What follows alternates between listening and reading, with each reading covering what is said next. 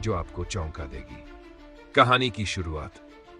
राजस्थान के एक छोटे से गांव में रहने वाला विक्रम सिंह 30 साल का कुंवारा था। उसके माता पिता उसकी शादी को लेकर बहुत चिंतित रहते थे।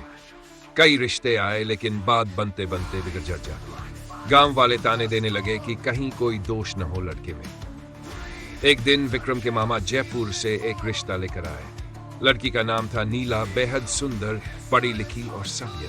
नीला के माता पिता नहीं थे, वह अपनी मौसी के साथ रहती थी। उसने कहा, मुझे एक ऐसा जीवन साथी चाहिए जो मुझे इज्जत दे और मेरे बीते कल को भुलाकर साथ निभाए। विक्रम उसे पहली ही नजर में पसंद कर बैठा।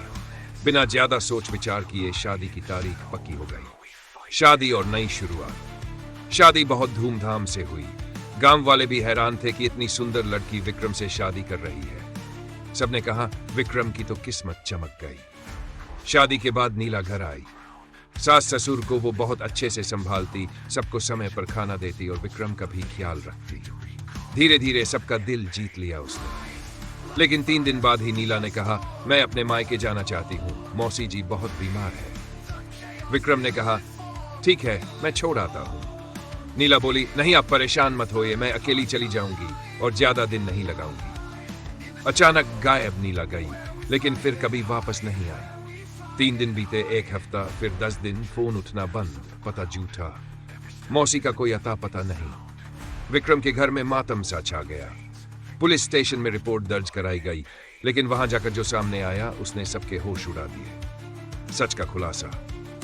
पुलिस अधिकारी ने कहा, आप अकेले नहीं हैं जिनके साथ ऐसा हुआ है। पिछले 6 महीनों में इस तरह की 4 रिपोर्ट आ चुकी है।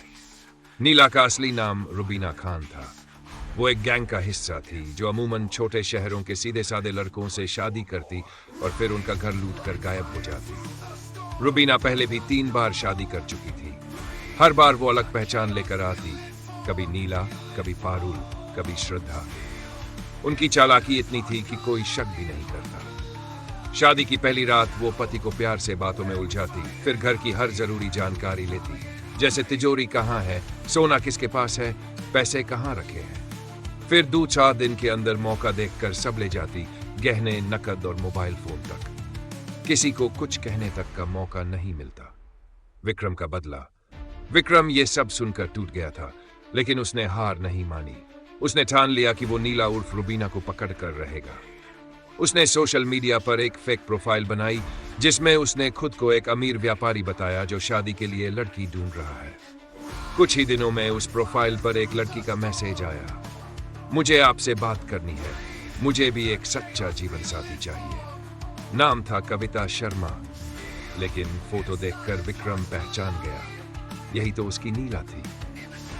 प्लानिंग और ट्रैब ने उसे धीरे धीरे दोस्ती की। वीडियो कॉल पर बात करने को कहा, लेकिन वो हर बार बहाना बना देती। पर एक बार उसने गलती से कैमरा ऑन कर दिया और वही चेहरा सामने आया, नीला का। विक्रम ने मुस्कुराकर कहा, बहुत सुंदर हो, शादी की बात कब पक्की करें? नीला ने कहा, बस जल्दी ही, पर मेरी एक शर्त है, शादी से पहले तुम्हें मेरे लिए 2 लाख रुपए का एक गिफ्ट भेजना होगा। मैं उसी के बाद घर आऊंगी। विक्रम ने झूठी हामी भर दी। उसने पुलिस को जानकारी दी और योजना बनाई। अंतिम जाल। जैसे ही नीला पैसे लेने एक होटल में आई, पुलिस पहले से वहां तैयार थी। विक्रम भी वहां छिपा हुआ था। नीला ने जैसे ही पैसे लिए, पुलिस ने उसे पकड़ लिया। वो चिल्लाने लगी, ये झूठ है, मुझे फंसाया जा रहा है। लेकिन विक्रम सामने आया और बोला, झूठ मत बोलो रुबीना खान, मैं वो ही विक्रम हूं जिसे तुमने शादी की थी। अब तुम्हारा खेल खत्म। न्याय और सजा। पूछताछ में उसने कबूल किया कि वो अब तक 7 शादियां कर चुकी है और हर बार अलग नाम और पहचान के साथ। उसका गिरोह दिल्ली, जयपुर और हरियाणा में सक्रिय था, जिसमें 2 महिलाएं और 1 आदमी शामिल था जो लड़कियों के फर्जी दस्तावेज बनवाते थे। कोर्ट में मुकदमा चला और सबूतों के आधार पर उसे 10 साल की सजा हुई। बाकी गिरोह के सदस्य भी जेल भेजे गए। समाप्ति। एक सीख। विक्रम ने फिर से जिंदगी शुरू की। उसने इस घटना से सीखा कि रिश्तों में अंधविश्वास नहीं करना चाहिए।